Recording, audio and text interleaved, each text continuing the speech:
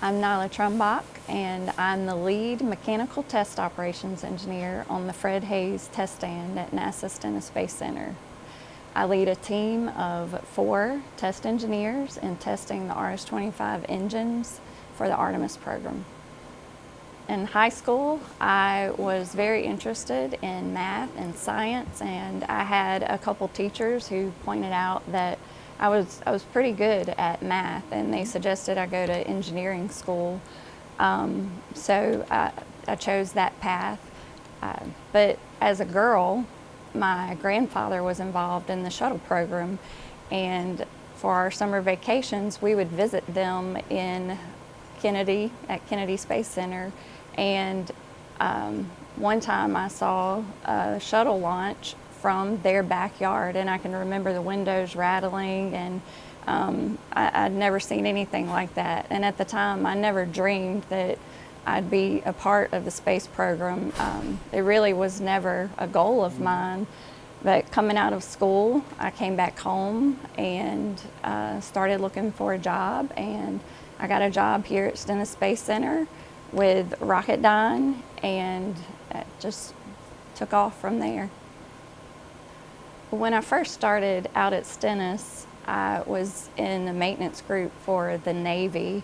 I didn't really have my sights set on conducting tests. I think I even thought it might have been out of my league. But there was a job opening as a test engineer with Rocketdyne, and I remember I called up a lady I knew that worked for Rocketdyne just to get an idea of what the job was like and if it's something that I would like to do. And she said, "Nyla, I just have to say this is the best job that anyone could ever have. It's the most exciting, challenging job out here at Stennis Space Center."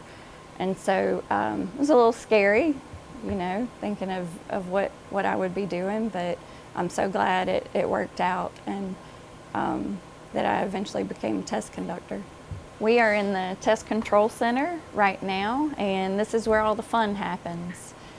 As test conductor for the day, you are in control of all operations for the day. So you have to be knowledgeable about all systems, the nitrogen systems, helium systems, there's hydraulic systems. You are in control of all of that, and you direct the test team. So it's a lot of responsibility, and there's a lot going on. We work to check sheets, procedures, so that helps keep us on task for the day. But the test conductor has to be ready to respond to any off-nominal things that can happen. It's a lot of work and a lot of people that come together to get the test off. On a test day, the atmosphere in the control center is much like what the atmosphere would be like in a launch control center. It starts out fairly calm, people getting set up and getting into their operations, but as the test day goes on, the tension becomes more and more and continues to increase up until auto sequence start. A typical RS-25 test runs for 500 seconds, and at NASA we believe in testing like you fly. So the reason we run for 500 seconds is because that's how long it takes the RS-25 engines to power the rocket into space. As we get closer to the test, here in the control center, everyone is focusing on their operation for the day, and you can feel the excitement in the room. The anticipation is building, and when I'm sitting here, I know that I'm usually really nervous, but also excited, and I can feel my heart just beating out of my chest.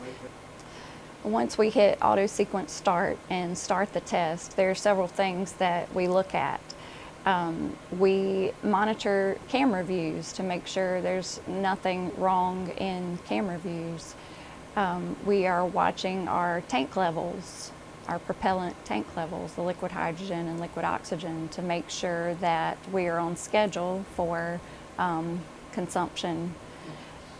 We are also looking at the engine profile and making sure that all of our valves and systems are performing as expected for the test profile for that particular test. We have to be ready to respond if we see a fire or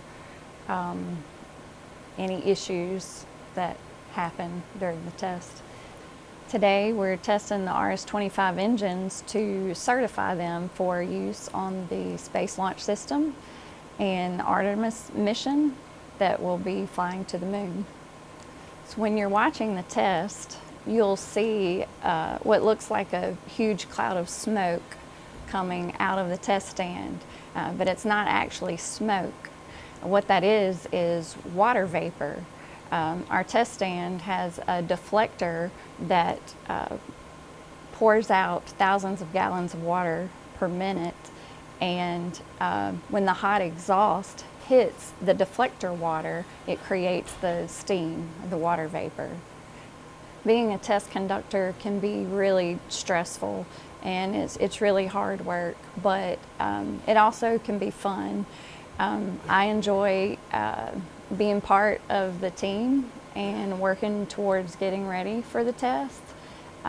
That's one of my favorite parts, and the most exciting part is being able to sit here during tests, and after you hit auto sequence start, you can kind of take a deep breath when you see the engine light up.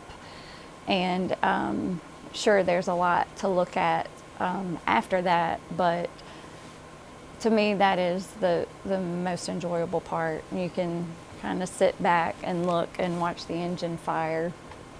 One of the coolest things to me about what we do is actually the test stand. You think about the test stand and what it is.